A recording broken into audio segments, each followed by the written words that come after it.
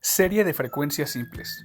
Frecuencia es la cantidad de veces que se repite un evento durante una muestra estadística. Por ejemplo, hipotéticamente realizamos una encuesta que consta de una sola pregunta y 3 opciones de respuesta.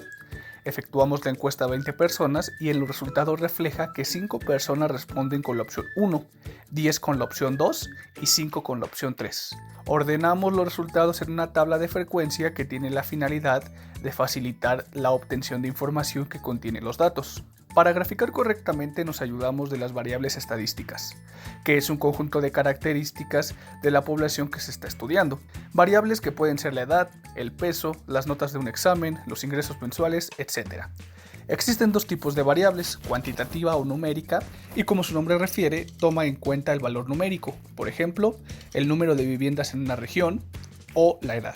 Y la variable cualitativa, que también es conocida como categórica, y toma como valor cualidades del objeto, por ejemplo, el sexo o la salud. Además, las variables cualitativas se dividen en 3 subcategorías: nominal, es decir, categorías que no siguen ningún orden definido, véase como los colores; ordinal, que es lo contrario a la nominal, donde importa la jerarquía de los objetos, por ejemplo, el nivel económico; y la binaria, caso especial donde solo se presentan 2 estados posibles, por ejemplo, el sexo, que puede ser femenino y masculino. Series de clase. La clase es el número de subconjuntos en que se han agrupado los datos. Cada clase se puede denominar mediante una letra, un número o alguna característica del subconjunto. Los intervalos de clase, también llamados series de clase, son los conjuntos de elementos que forman a una clase, conteniendo un límite inferior y un límite superior. El tamaño de clase es la diferencia entre dos límites inferiores o superiores de clases sucesivas.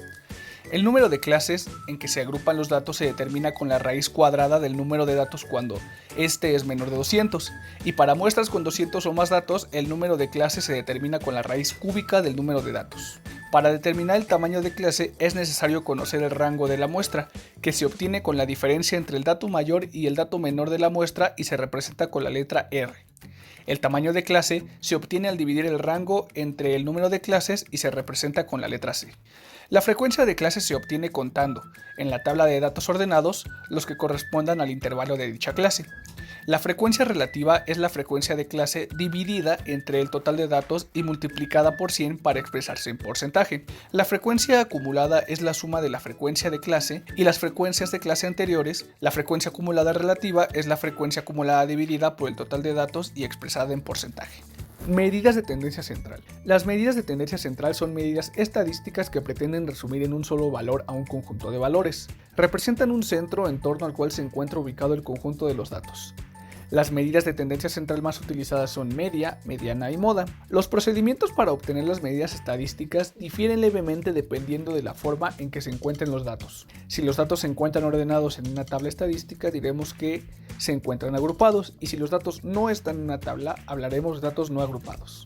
Promedio o media. La medida de tendencia central más conocida y utilizada es la media aritmética o promedio aritmético. La media se expresa en la misma unidad que los datos originales: centímetros, horas, gramos, etc. Mediana. Otra medida de tendencia central es la mediana. La mediana es el valor de la variable que ocupa la posición central, cuando los datos se disponen en orden de magnitud, es decir, el 50% de las observaciones tienen valores iguales o inferiores a la mediana y el otro 50% tiene valores iguales o superiores a la mediana. Moda. La moda de una distribución se define como el valor de la variable que más se repite. En un polígono de frecuencia, la moda corresponde al valor de la variable que está bajo el punto más alto del gráfico. Una muestra puede tener más de una moda. Medidas de dispersión. Las medidas de dispersión entregan información sobre la variación de la variable. Pretenden resumir en un solo valor la dispersión que tiene un conjunto de datos. Las medidas de dispersión más utilizadas son rango de variación, varianza, desviación estándar y coeficiente de variación. La desviación estándar es la medida de dispersión más común, que indica qué tan dispersos están los datos con respecto a la media. Mientras mayor sea la desviación estándar, mayor será la dispersión de los datos. La desviación estándar se puede utilizar para establecer un valor de referencia para estimar la variación general de un proceso. Coeficiente de variación. Es una medida de la dispersión relativa de los datos.